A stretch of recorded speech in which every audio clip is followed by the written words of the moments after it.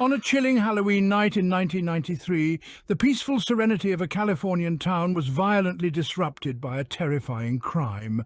The brutal murder of Cherilyn Hawkley, an adored elementary school teacher and pillar of her community, sent the entire township into a state of disarray and disbelief. Cherilyn wasn't just an educator.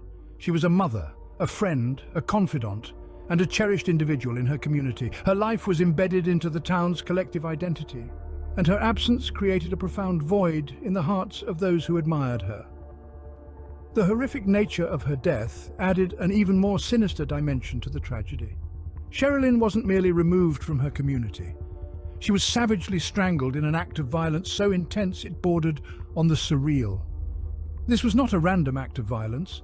This was personal, calculated, and executed with chilling precision. The otherwise benign minivan where Cherilyn was found was transformed into a sinister crime scene, the backseat bearing the horrifying testament of her final struggle for life. The discovery starkly contrasted the festive Halloween atmosphere, turning a day of pretend horror into a night of genuine terror. With Cherilyn's death, the community was left grappling with a terrifying question. Who could commit such a monstrous act? Who could harbour such malevolence to harm a woman whose life mission was to spread light and knowledge? The brutal end of Cherilyn's life sent shockwaves throughout the community that still haunts them to this day. This atrocious act, akin to the chilling Halloween night wind, continues to loom over the town, a grim reminder of the horror that unfolded in the tranquil Californian town. As the town grieved, the detectives embarked on their morose duty, hunting for any leads that could point them towards Cherilyn's murderer. Following the heart-rending incident, the Placer County Sheriff's Office carried out a meticulous investigation. The case, however, was not an easy one to solve, and no progress seemed to be made initially. Colleagues stated that she seemed in extremely high spirits that day. She was last seen by a student leaving the school around 5 p.m. on Friday, October 29th. Her minivan was found just a mile away from the school, leaving investigators to think she probably knew the murderer. With the ex-husband and boyfriend cleared, the trail of the murderer seemed to dissipate almost immediately. Hawkley's van, being a silent spectator of the horrific crime and the last location where the beloved teacher's life was tragically taken, became a pivotal point of the inquiry. Even though no immediate breakthroughs were made, the case was never put on the back burner. As time passed, the case may have grown colder, but the determination to bring justice for Cherilyn Hawkley never wavered. The detectives remained determined in their pursuit of unveiling the truth. Their commitment is an enduring symbol of the principle that justice, no matter how delayed, is imperative. In the pursuit of justice, every possibility must be explored, every lead pursued. But who could be capable of such a monstrous act? The investigation delves deeper as we scrutinize potential suspects involved in the harrowing murder of Cherilyn Hawkley. This cherished educator was found strangled in her van, her existence brutally extinguished on a night usually accompanied by smiles and laughter. Halloween. The roster of potential criminals is a chilling one, embroidered with shadows and implicit allegations. Among the last people to have seen her alive was a school janitor. Could he have been involved? Or is there another figure shrouded in darkness, patiently biding their time? The investigators maintain a veil of silence to avoid jeopardizing their ongoing investigation. They have hinted at a suspect, a potential beast hiding among us. Yet, without solid proof, it's merely conjecture, murmurs in the obscurity. That's where modern science becomes instrumental. The detectives are reanalyzing old forensic evidence using the latest technology, in the hope of discovering clues overlooked initially. DNA analysis, once a concept of science fiction, is now their single greatest hope of unmasking the murderer. Using the rope found at the scene of the crime to strangle Cherilyn, hopes are high that DNA found on it will result in finding the monster who ended her life so abruptly. The conclusions are anticipated, a ray of hope in this somber mystery.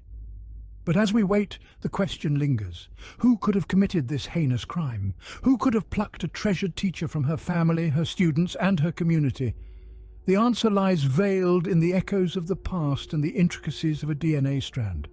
Could advancements in DNA technology finally unmask the monster lurking in the shadows? The answer is a clear yes, but only time holds the key to unveiling this brute.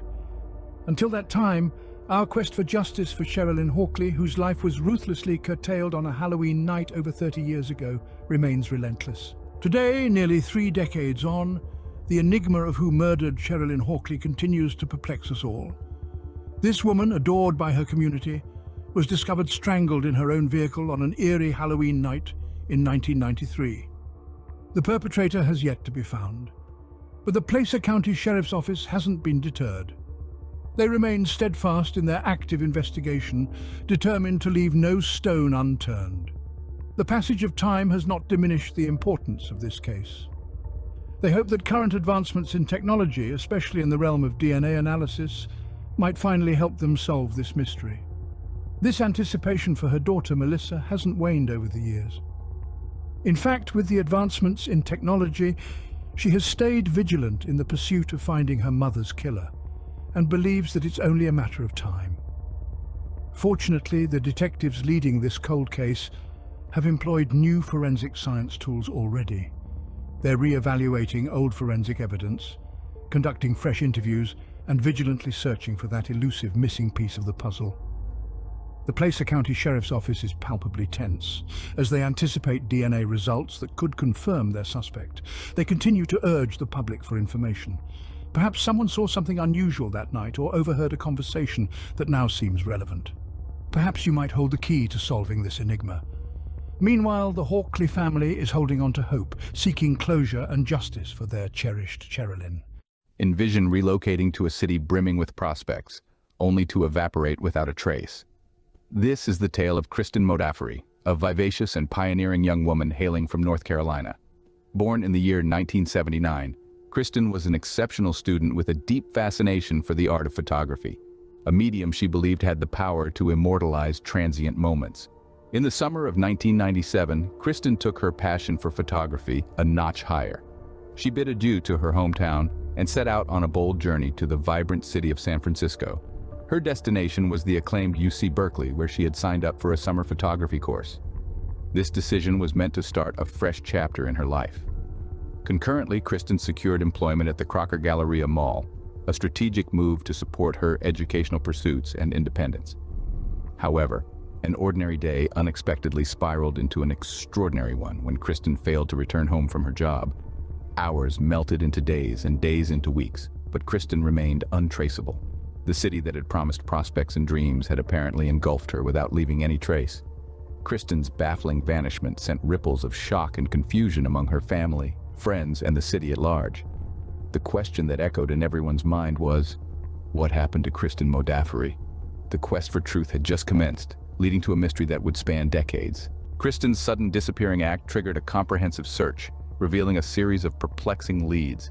She was last seen leaving her new job at Spinelli's coffee shop around 3 p.m. on June 23rd. Co-workers told detectives that she mentioned going to Baker Beach and possibly a party that evening.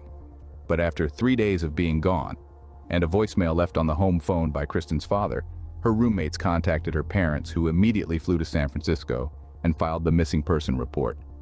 However, assuming she may have been a runaway, detectives didn't bother reporting it until a week later on June 30th.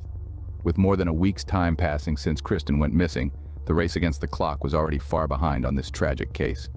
The mystery was further stirred by a cryptic personal ad found in the local newspaper that was stuffed in Kristen's bedroom trash can that asked for a woman who loves the waves and the wind.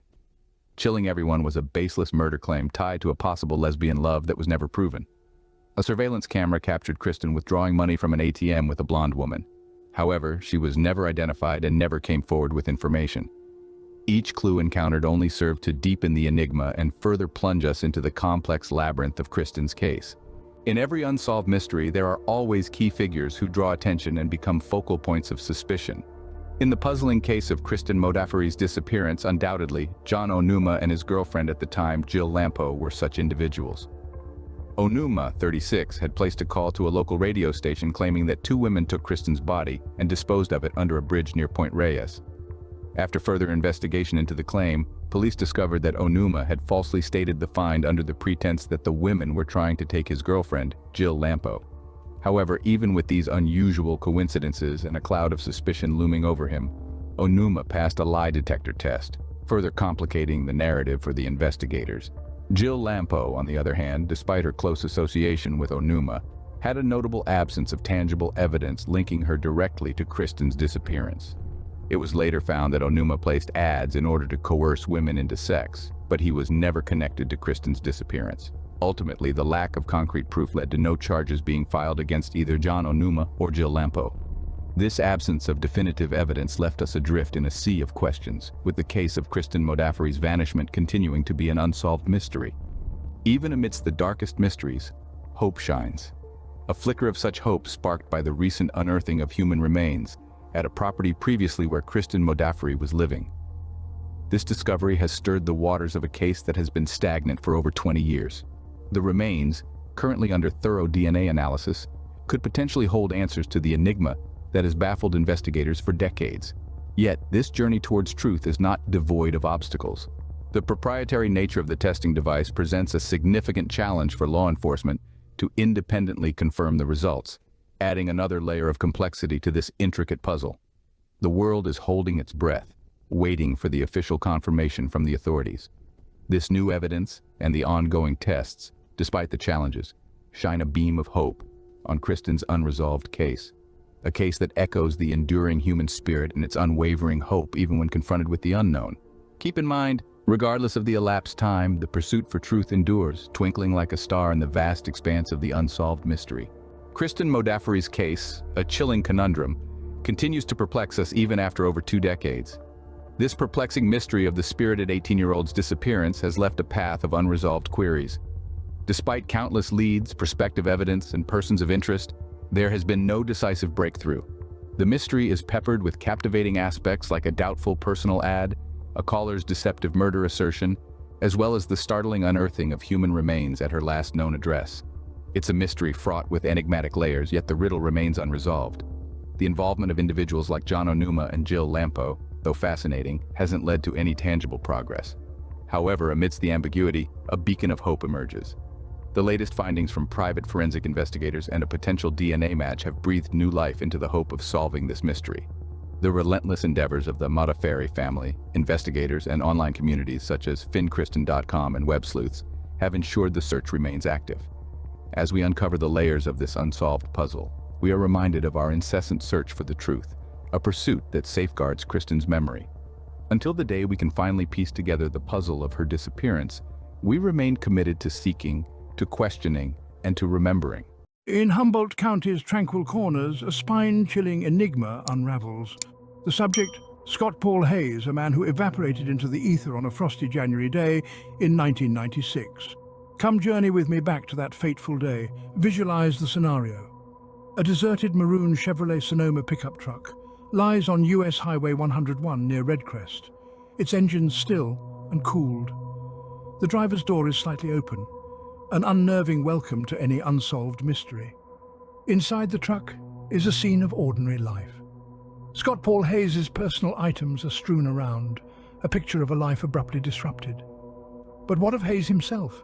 No signs of a fight, no indications of illegal activity. It's as if he simply walked out of his existence and the unknown. Now, let's travel to the communities of Redcrest and Rio Dell. The residents there recall Hayes. Yes, they remember him very well. His conduct was strange, they say. He wasn't himself. The first witness found Hayes walking down the road after his truck ran out of gas. The man agreed to give Hayes a ride, but partway down the road he began acting strangely. Strangely enough that the man pulled off to let him out, but agreed to fill the portable tank and bring back gas. However, upon his return, Scott Hayes was nowhere to be found. Some spotted him in Redcrest, others at an inn in Rio Dell, his behavior still odd, resulting in a denial for a room that night. That would be the last time anyone saw the young man, but what was his purpose there? What was he escaping from? Or maybe, what was he seeking? A conundrum concealed under a cloak, Scott Paul Hayes' vanishing has given rise to more questions than answers. Despite the unflagging efforts of the Humboldt County Sheriff's Cold Case Unit, despite the countless hours of probing, the countless leads pursued and dead ends met, Hayes remains unaccounted for. After extensive investigations, Scott Paul Hayes remains unseen. A puzzle with absent fragments, a tale without closure. Introducing the Humboldt County Sheriff's Cold Case Unit, a committed team of sleuths who won't let cold cases freeze over. This specialized group of detectives is unwavering, delving into the past with a passion that would put even the most zealous historians to shame. They're the final wall of protection for victims like Scott Paul Hayes, whose narrative remains clouded in enigma over 2 decades after his disappearance. The Cold Case Unit has been meticulously sifting through the specifics of Hayes' case, declining to let it become just another overlooked document in their records. They've been assembling the pieces of his last known locations puzzle, examining every lead, no matter how insignificant. Witnesses reported seeing Hayes in Redcrest and Rio Dell showing unusual behavior. His maroon Chevrolet Sonoma pickup truck was found deserted on US Highway 101 near Redcrest, with all of his possessions inside and no indications of foul play. The unit doesn't operate alone, though. Acknowledging the worth of shared memory, they've been making appeals to the public, imploring anyone with information to come forward. They're spreading a broad net, hopeful for that one pivotal hint that could solve the case entirely. Their work is a balancing act, a dance with time. On one hand, they're vying against it, every fleeting day a stride further away from when Hayes disappeared. On the other hand, they're channeling it, exploiting the progression of time to their benefit. Individuals change, loyalties shift, and secrets have a tendency to surface. The Cold Case Unit understands this, and they're waiting, prepared to seize that moment when the past re-emerges. They're not just detectives, they're almost like time travelers, voyaging back to the past in pursuit of answers, equipped with tenacity and a profound commitment to justice. They're the torchbearers, shining light on the dark corners of forgotten cases, refusing to allow their light to fade until each mystery is resolved, each victim is remembered. The clock doesn't pause for the Cold Case Unit, each tick a constant reminder of the unsolved enigmas they confront. But Humboldt County's shadows harbor more than just the missing. They also nestle a bone-chilling narrative of a murder-suicide in McKinleyville. Within this peaceful, unsuspecting town of McKinleyville, a home that previously vibrated with the routine hum of daily life was suddenly muted. The tranquility was obliterated when the lifeless bodies of 3 individuals were discovered within its confines, the victims of what seemed to be a murder-suicide.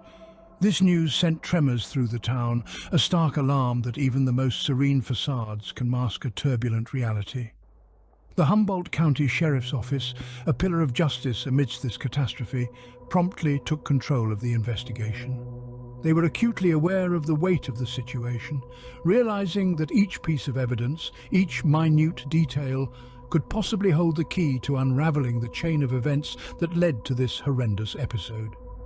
The investigation was systematic and scrupulous. Every room in the home became a mute witness, its secrets gently laid bare by the penetrating gaze of the investigators. The puzzle was intricate, with each piece yielding more questions than answers. The weapons used, the sequence of events, the motivations, all remained ensnared in obscurity. Despite this, the sheriff's office pressed on and resolved to assemble the narrative that the residents kept hidden within its confines. The investigators recognized they were not merely dealing with cold facts and evidence. They were dealing with lives snuffed out prematurely, families shattered, and a community rattled to its foundation. As the investigation unfolds, the Humboldt County Sheriff's Office stands as a watchful guardian, tirelessly pursuing the truth behind this devastating incident. Their work stands as a tribute to their unwavering commitment to justice, a beacon of hope in the face of an unimaginable tragedy.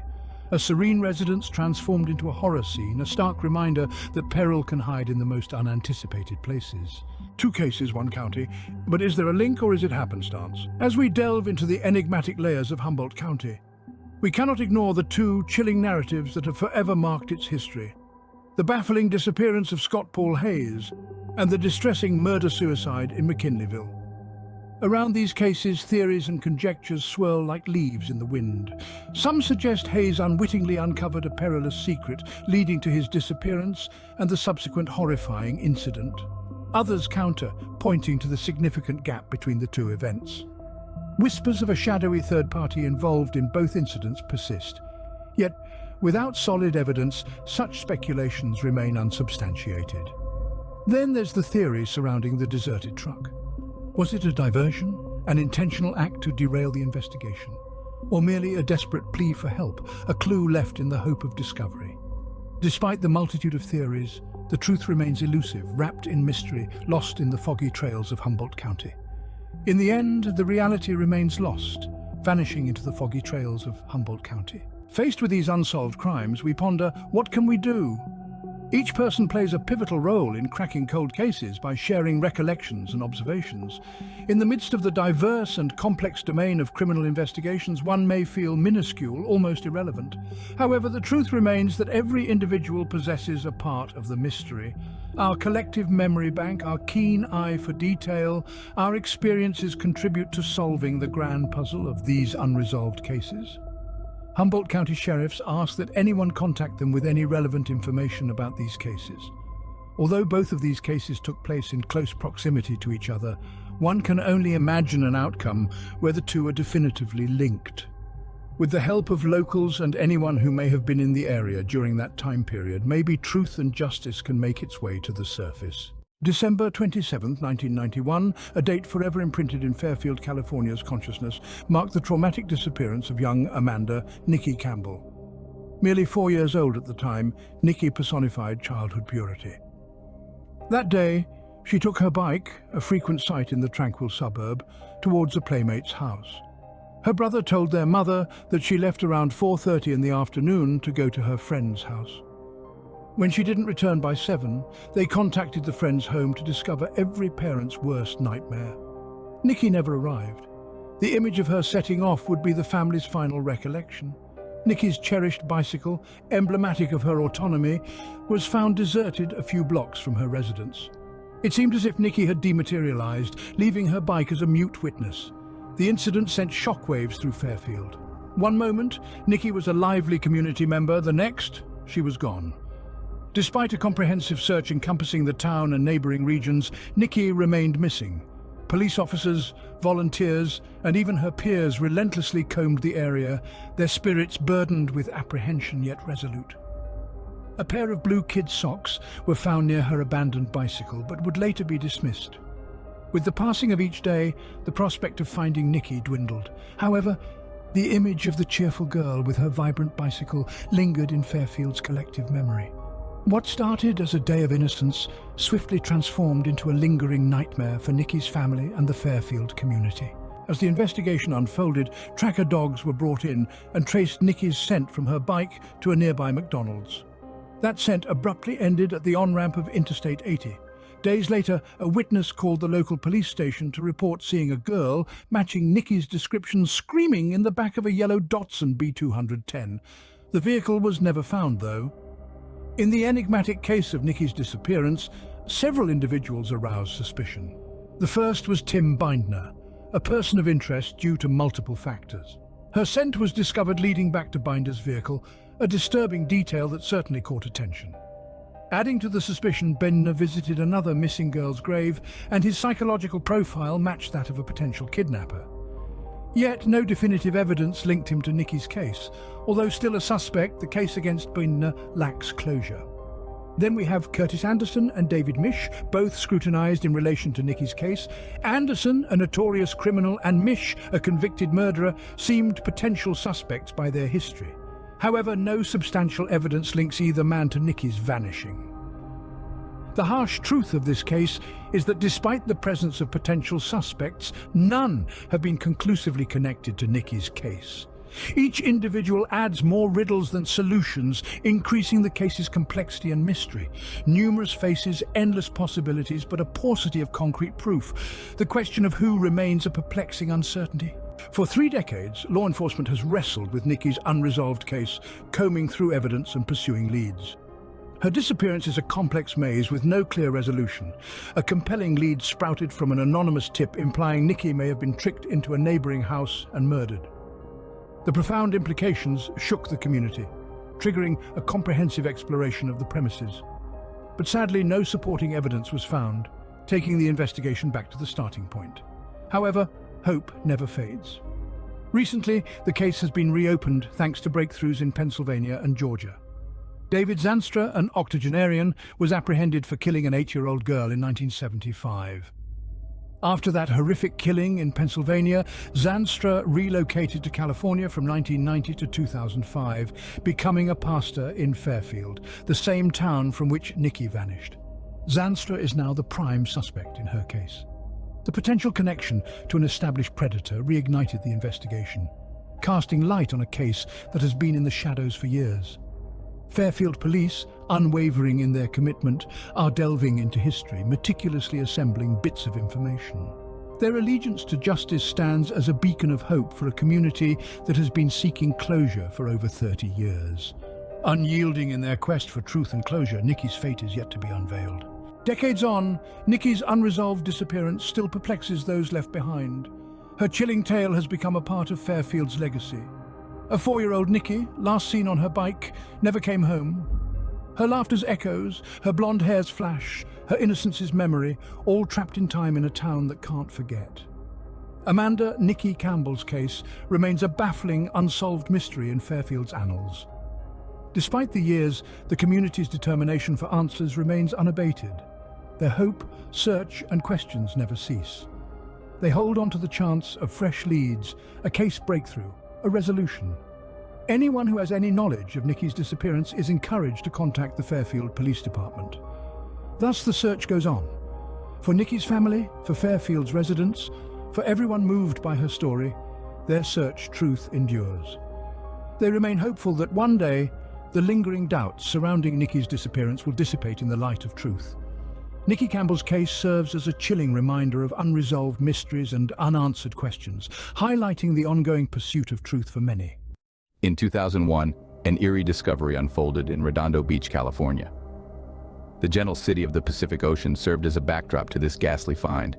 Unidentified human remains, a mute emblem of a life previously lived, were discovered, uncovering a conundrum that would persist for nearly 2 decades. During construction on Walcott Street, the remains of this unidentified individual were unearthed.